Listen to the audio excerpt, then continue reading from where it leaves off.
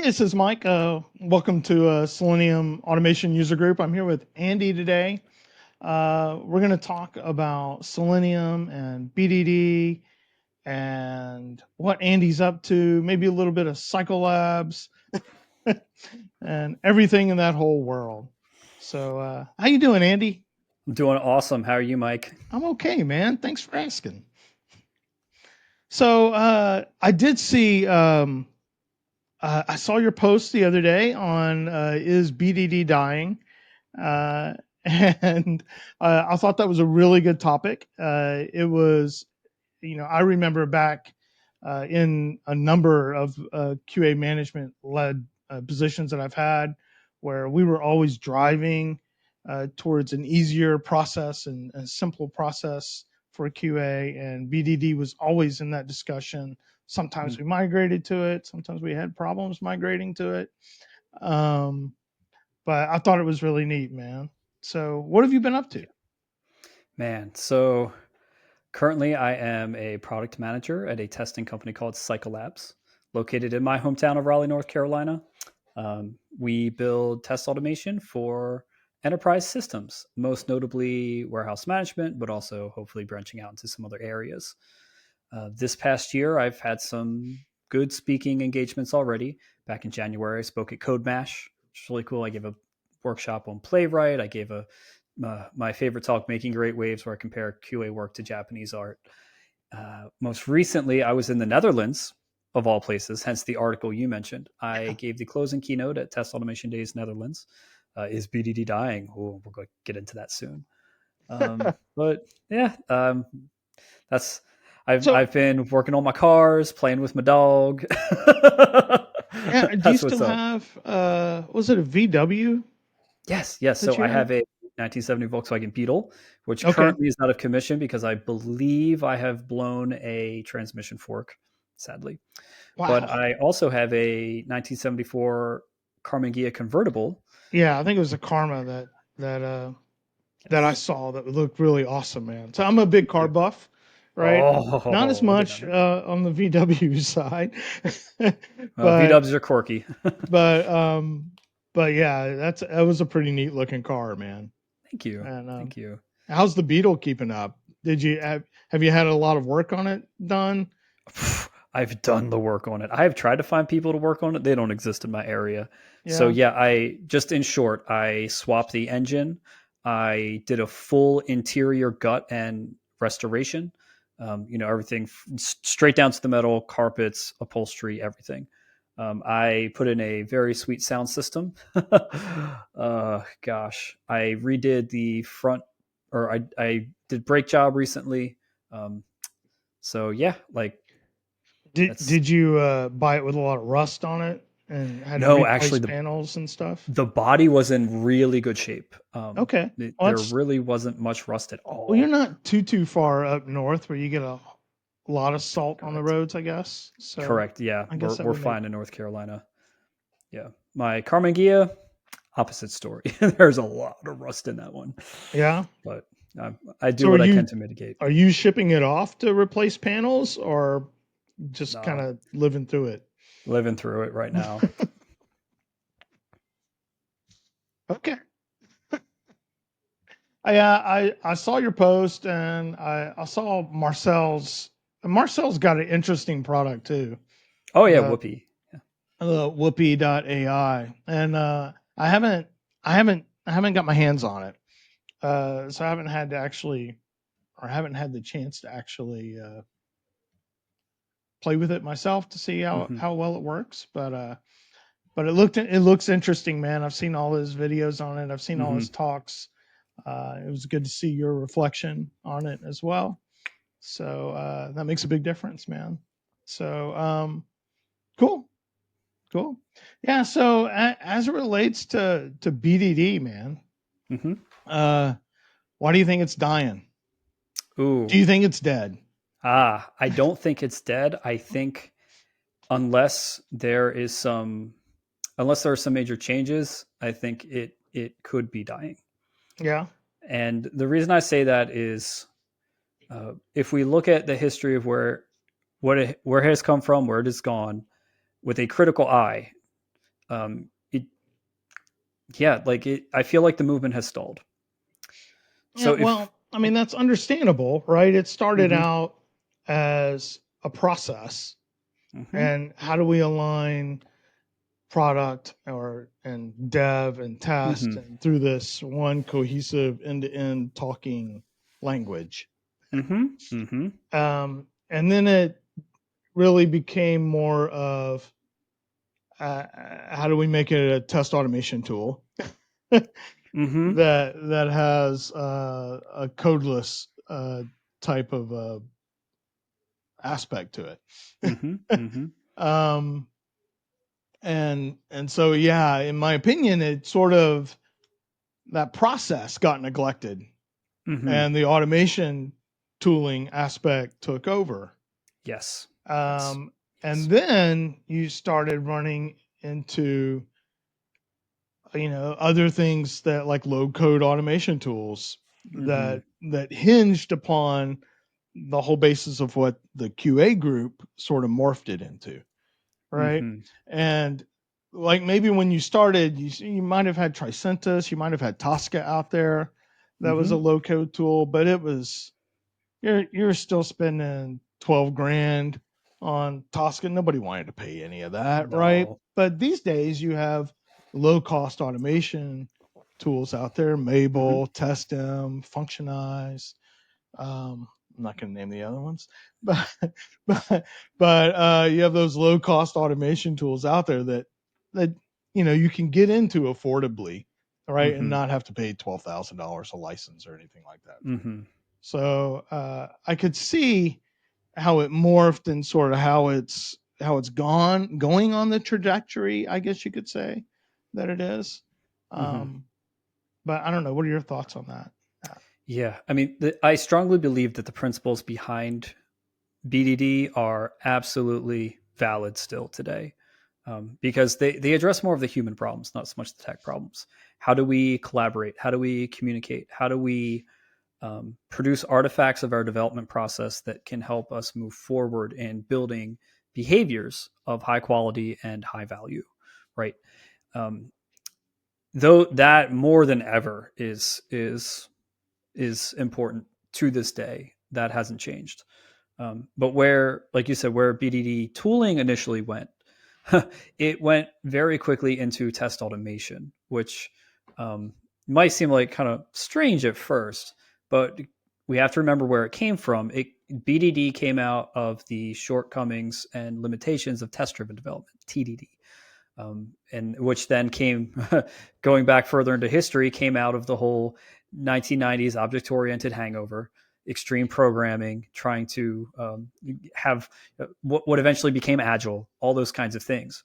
Where in the 90s, most of software engineering development was focused on things like design patterns, things like how can we do everything we can in code. Hence, you had unit testing frameworks come out, right? You have the Gang of Four design patterns. You have S unit, J unit, N unit, all these units.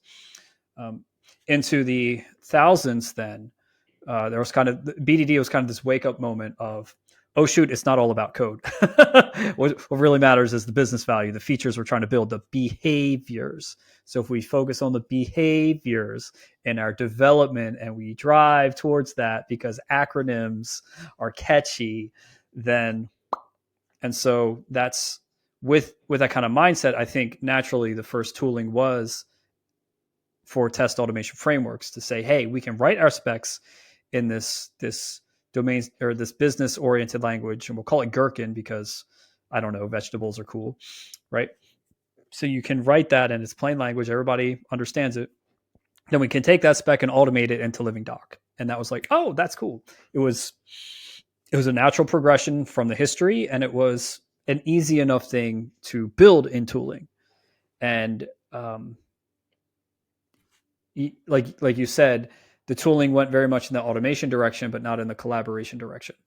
Yeah, And I maintain that to this day, nobody has really built meaningful tooling for the collaboration side, for the collaboration practices. the end to Um, end, more of an end to end yeah, format, right? yeah, because people have had these one-off things here and there. Like I've Yep. seen example mapping boards. um, there was that whole Cucumber Studio thing, which I mean, that they didn't really nail it. I don't think it was just kind of like glorified feature files. And it's like, well, I don't need a special web form. I need tools to actually help me carry through the process. And like you said, there's nothing to carry you from inspiration to implementation, It's a right? good way There's to word nothing that, carrying you Andy. through. This is the discovery phase. This is the formulation phase. This is the automation phase. All Yep. we had was automation phase. It's like, you know, Yep. and And to be and clear, there's still a lot of automation people using it like oh that. yeah, I'm not trying to paint a picture that it really has died. If you look at an enterprise space, there's a lot of enterprises looking at it. Every time I poll the Selenium group, at least 25 to 30% say that they're doing a BDD implementation. Holy oh yeah, cow, yeah. right? Of all Like the things that you can do, that's what you're doing. it's like COBOL, Even, man. yeah, There will be cucumber tests running after all of us are long retired. yeah, even when I was at Catalan and I surveyed the same group at Catalan, different product, right? Hmm. Same percentages applied. Actually, it was a little higher even with Yeah, Catalan. yeah, So there's still a lot of people using it. It's still really active and yeah. uh, in very high profile in the enterprise space, mostly in the enterprise Hmm. space. Yeah, So and straight up, like I have no problem with using a BDD test framework. I love it. I think it has some very distinct advantages that regular traditional test automation frameworks don't have. Even if you're not doing the other BDD practices, I think it's still valuable to use a BDD test framework in many cases. And I think the reason why, like you said, about a quarter of all people are entrenched in this, um, because a lot of testers and automationeers saw that value in it. They're like, oh, I can think before I code. I can have this extra layer that handles my test case and have the test code separate from that, but connected. That I can reuse my steps. That ultimately I can have this domain specific language for testing. I mean, yeah, Gherkin has become lingua franca for testing. Like you yeah. look at even in 2025, like all these, AI driven tools that help you formulate and all this stuff, all of them, when they say like you have plain language steps, they all write them in Gherkin, all of them. So it's like even divorced from your traditional BDD framework, Gherkin lives on, and that's probably one of the greatest contributions to testing that we have, because given when then framing, it follows a range active assert pattern is brilliant. It's simple. It's awesome, right? So But go do you ahead. think Sorry. the biggest so it sounds like one of the biggest obstacles has been sort of transforming the business to be able to use that? I would think so, because with the pigeonholing, or with the primary tooling being test automation, BDD got pigeonholed as a tester's thing, Yeah. right? When it was supposed to be cross-role collaboration, biz dev test, and whoever else all together. The plain language was for anybody to be able to read and understand and have living documentation. It was meant to foster collaborative practice, but unfortunately, a lot of times that just didn't happen, right? And my hypothesis on that is that it was because there was a lack of good collaborative tooling that was integrated, Yeah. right? Because the collaborative stuff was left up to practice. If you look at people, process, product, right? We had product for automation. We were relying on people and process for the collaboration. And it's like, oh, well, it wasn't sticky. Cucumber will keep running after we're all long and gone, but who's going to be doing example mapping? I don't know. Why? There's nothing to help people do that, you know. And so it, like, if that tooling were co-equal and were pulled off right, then I think BDD would have had a different uh, impression upon people. I think it would be much more widely adopted, almost to the point of agile, even Yeah. potentially. But it just never manifested that way. And it was always this, I don't want to say niche thing, but it was this side thing, extra thing that people either absolutely loved or absolutely hated. So is this your play for VC funding, Andy? Oh my goodness. Well, I mean, if I can say, at Cycle Labs, we very much still believe in a behavior driven mindset, right? Um, that it's not so much about following these precise rules, but rather being minded towards putting behaviors first, seeing these collaborative and automated practices, following the path from inspiration to implementation of discovery, formulation, automation. And we are actively productizing these things to provide better tooling for helping you and your team do better testing and ensure higher quality, right? So like we believe in these ideas, Yeah. and we are thinking like, hey, where have the weaknesses been in this movement, and how can we help do this better so that BDD is not dying, but rather we can say, much like we say we do agile, we do DevOps, hey, we do behavior. Yep. So Cycle Labs is just for supply chain. What Uh, what is that again, Andy? sure. So what is supply chain or what is Cycle Labs? What is Cycle Labs, right? Sure. So Cycle Labs, we are a test automation company. Or I shouldn't say test automation company. We are an enterprise software testing company. What we provide is a platform for enterprise level testing. When I say enterprise, what I mean is where there are these large systems that people are not building entirely themselves, but rather plugging into and configuring and building their workflows in that. So a good example that most people would think would be like Salesforce, right? Salesforce is an enterprise platform for CRM. And so what you do is when your company has Salesforce, you go in there and set up your whole CRM in Salesforce. And so there's like Salesforce for CRM, there's SAP for like ERP, you've got Workday, you've got Oracle. So we focus primarily on the supply chain space. So warehouse management systems, Okay.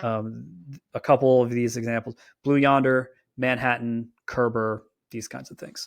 And so these are big enterprise systems. They have web components, they have API components, they even have terminals. you know, Yeah. some of the systems are very new, some of the systems are very, very, very old. And the challenge with supply chain testing is not, oh, I have this little web app, how do I make sure I have a good testing strategy for functional and performance, but rather, hey, I've got a warehouse in Raleigh, North Carolina, I got another one in Chattanooga, Tennessee, I've got another one in Alpharetta, Georgia. They're mostly similar, but of course there's special snowflake configurations for each.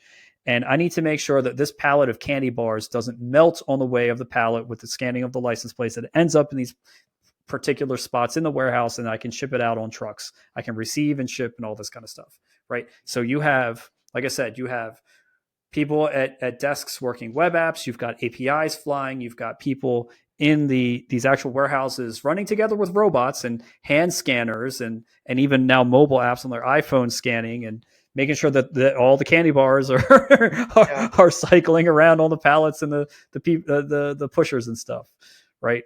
That's the challenge. So it really is an end-to-end enterprise system.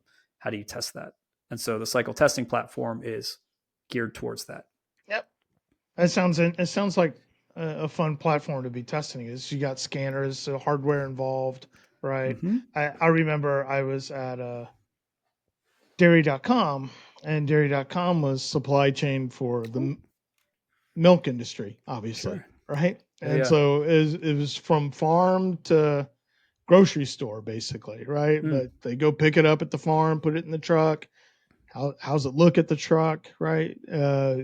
Coming into the plant, they have to test it. You have to keep it cold the whole time, right? Mm-hmm. You have to monitor it really well, and how you distribute it out to the grocery stores or package it, basically, right? Mm. So yeah, and your WMS is even much more complicated because it's much more productized, I guess you could say. But Yeah. Yeah. Exactly. but Because yeah, these enterprise platforms, the idea is, hey, whatever you're shipping, candy bars, video games, milk and dairy, like you can customize the system however you need. And it's the complexity comes in that because it's like, okay, well, you're not testing to make sure when you click this button something fires. You're testing to make sure that your processes in these systems for how you manage all this inventory are working correctly. Bam. Maybe you should and test that. do you see? I guess you're in your implementations. You see BDD used often in these So shops or not, or is it still around most 20 to 30%? or is Well, it a actually, most of the customers and partners we work with, not all, but many of them, historically speaking, they don't even identify as software people. They don't identify themselves as a developer or a tester. They see themselves as very much in their business, right? If they're pushing candy bars, they're in the candy bar business. If they're, you know, pushing milk, they're in the dairy business, and they happen to have inventory that they need to keep in warehouses. And oh shit, we need to make sure that all those systems are protected so they don't melt or spoil or go somewhere they shouldn't, right? And so like they're not even a point. If you were to ask them like, do you do a BDD process or not, they'd be like, what are you talking about? You yeah. know, some customers, to be fair, are more advanced. They actually have teams of like estates who would go and use Cycle to build their automated tests at a higher scale. So we get a full spread, but I would say like it's not that the customers and partners that we're working with do BDD already. It's not that they're asking to do BDD. Rather, they're coming to Cycle Labs and saying, "We need help. We need help with making sure our systems work, with testing this, and to have the protection of fast feedback and the continuous testing to make sure when we make changes to our system that it's all good." And we're going to them and saying, "Great, we're here to help. We're happy to help. Here's our testing platform, and here are the principles that we have put into it." Yeah, this is your recommendation, right? Your Yep, yep, philosophy of your methods that you use, right? yep. And I wouldn't even say that Cycle Labs is like pure BDD stuff. We tend to describe ourselves as behavior oriented or behavior minded, right? We're not trying to advocate that you must go through example mapping and you must write the most perfect gherkin and all. That's not what we're about. But rather, we're saying we're inspired by these principles, and we are baking these opinions into how we build our testing platform. Because ultimately, whether you use these fancy words and these acronyms and call it this, whether or not you do that, you still got to do all these kinds of things that the process outlines for you, right? Yeah. And so that's kind of how we are approaching it. So it's like I'm not going to go say Cycle's a BDD tool, but what I will say is that it is very much favorable towards a behavior driven mindset. Do you think gherkin itself is a reason why people have kind of gotten hung up on BDD? I think so. I think Like it's kind of confusing. It's not real hmm, English, you know? yeah. I mean, So there's I could see a two. product manager saying, "Look, I just want to write this requirement on what it does or something," right? And Yeah. I think there are two hangups people have had with Gherkin. One is the challenges with using it as a semi English language. People get hung up on I need to write it perfectly, and even I was that way for a long while earlier in my career. totally When I understandable, right? Yep. But I mean but yeah, people will be like, "Oh, I have to have perfect syntax, and I've got to write these steps right." And at this point, I'm kind of like, "Look, when you're in a collaboration session, before you are trying to automate this, even just talking it out, don't worry about your punctuation. Don't worry about syntactically perfect. What you need scenario and given when then. If you can get that, anything else goes. You can wordsmith it later." And so to get people over that hump to realize given when then is meant to structure it as a range act assert. Given I set up my system, when I take an action, then I verify an outcome. Given when then. That's the golden formula. Get that, you're good.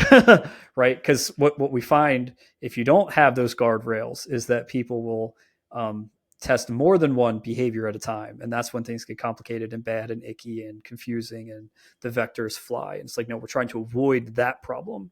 Hence, given when then. I mean, Um, keeping it simple like that, mhm. I think is easy to understand. But Yes.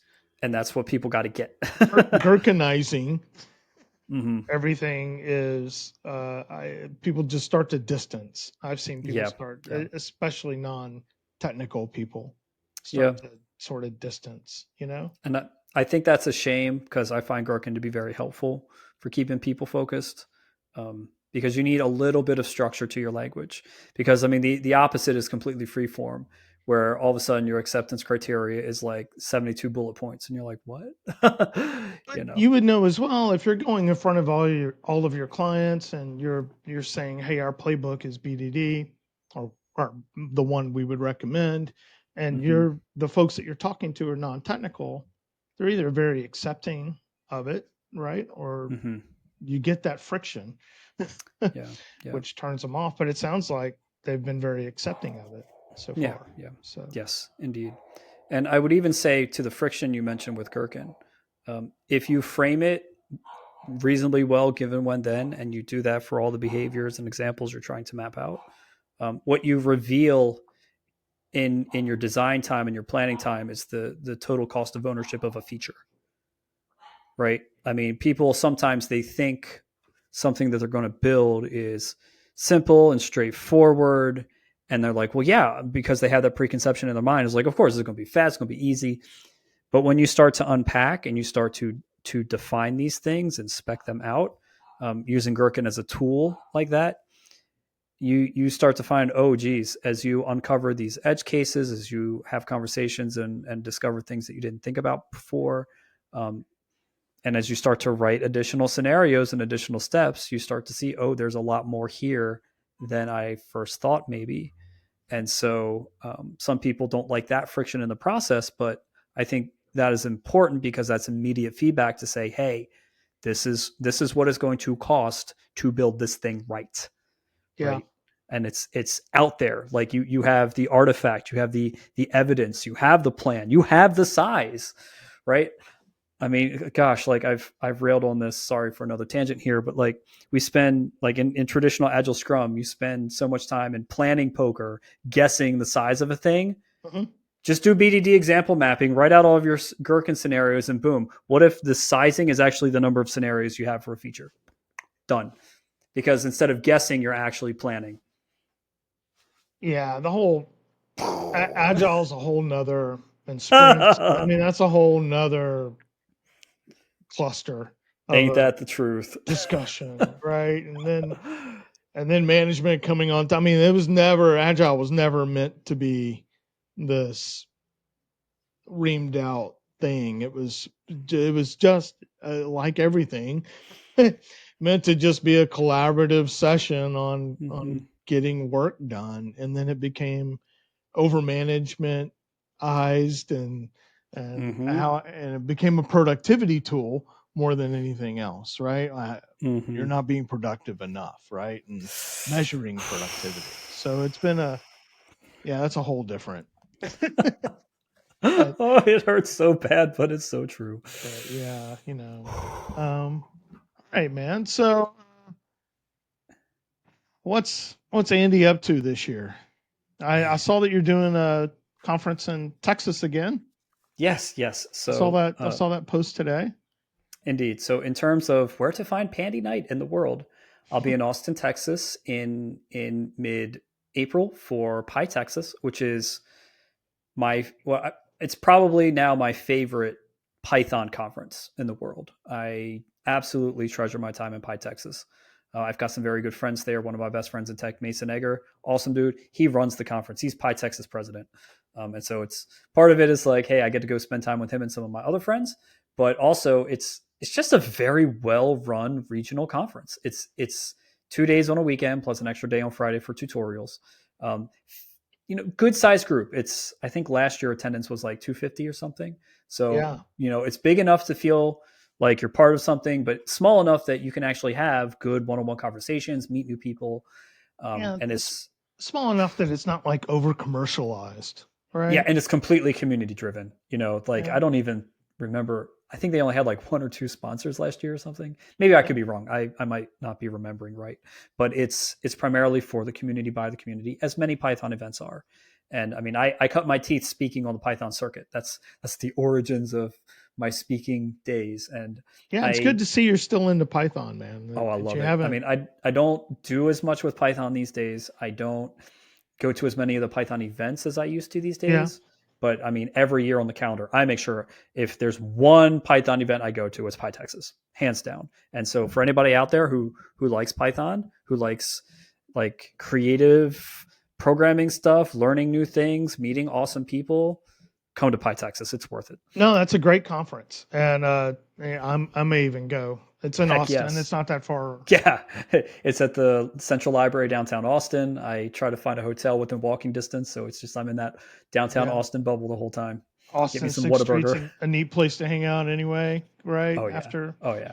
plus Rogan. I don't know if you've ever been to Rogan's comedy club, but his comedy club's in downtown Really Austin too. That's kind of nice, neat too. cool. But yeah, I would encourage people to check that out.